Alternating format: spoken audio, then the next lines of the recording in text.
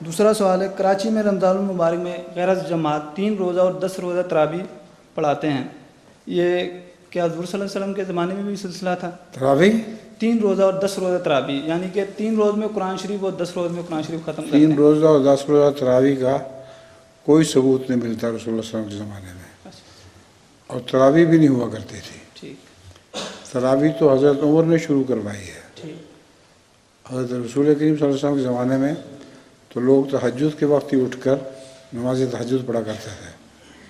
تراویح کا رواج اس لیے پڑا کہ بہت سے مزدور ایسے تھے جو دن بھر محنت کرتے اور رات کو گہری نیند سو جانے کی وجہ سے تہجد کے وقت ان کی آنکھ نہیں کھلتی تھی، تو ان کی خاطر حضرت عمر رضی اللہ تعالیٰ عنہ نے تراویح کا رواج شروع کیا، اور یہ 3 روزہ یا 10 روزہ کی تو کوئی بحث نہیں آتی۔ یہ ٹھیک ہے۔